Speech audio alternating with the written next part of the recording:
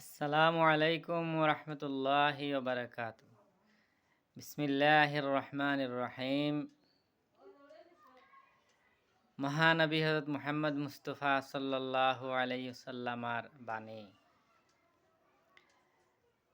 হযরত আবু হুরায়রা রাদিয়াল্লাহু তাআলা আনহু থেকে বর্ণিত আছে যে মহানবী সাল্লাল্লাহু আলাইহি ওয়াসাল্লাম ইরশাদ করেছেন, যে ব্যক্তি অসুস্থ লোককে দেখার জন্য অথবা আপন ভাইয়ের সঙ্গে দেখা সাক্ষাতের জন্য যায়, তখন একজন ফিরিস্তা ডেকে বলেন, তুমি বরকতময়, তোমার চলা বরকতময়, আর তুমি জান্নাতে ঠিকানা করে নিয়েছ। সুবহানাল্লাহ।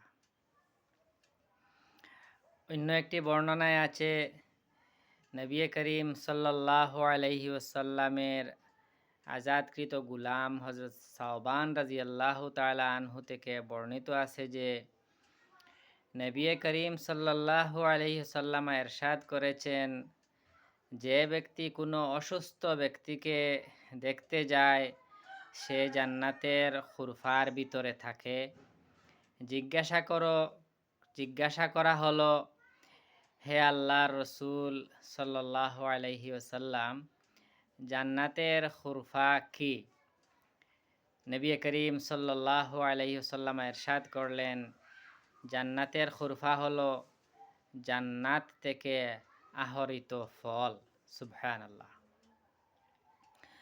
অন্য একটি রওয়ায়তে আছে, হযরত আবু হুরায়রা রাদিয়াল্লাহু তাআলা আনহু থেকে বর্ণিত আছে যে নবী করিম সাল্লাল্লাহু আলাইহি ওয়াসাল্লাম ইরশাদ করেছেন, আল্লাহ তাআলা হাসি পছন্দ করেন এবং হাই অপছন্দ করেন।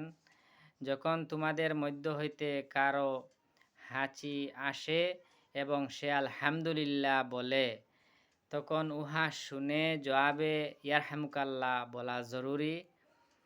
আর হাই তোলা শয়তানের পক্ষ থেকে হয়। সুতরাং যখন তোমাদের মধ্য থেকে কারো হাই আসে তখন যথাসম্ভব উহাকে প্রতিহত করা চাই, কেননা যখন তোমাদের মধ্য থেকে কেউ হাই তুলে তখন শয়তান হাসে। নাউযুবিল্লাহ।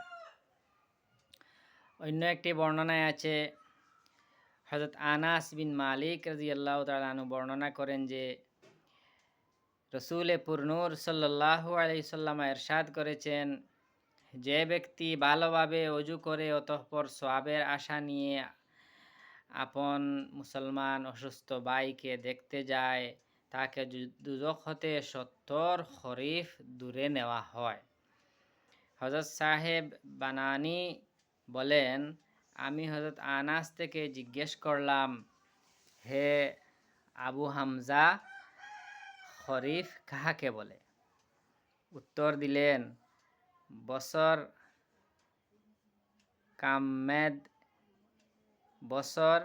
কালমেয়াদকে খরিফ বলে, অর্থাৎ 1 বৎসর যাবৎ, 1 বৎসরকালীন সময়কে খরিফ বলা হয়। অর্থাৎ 70 বছরের দূরত্ব পরিমাণ দুজখ হতে সেই ব্যক্তি দূরে চলে যাবে। আল্লাহ পাক আমাদেরকে অসুস্থ ব্যক্তিদের দেখা সাক্ষাৎ করার তৌফিক দান করুন। আমিন। ওয়া আখিরু দাওয়ানা আনিল হামদুলিল্লাহি রাব্বিল আলামিন। আসসালামু আলাইকুম ওয়া রাহমাতুল্লাহি ওয়া বারাকাতুহু।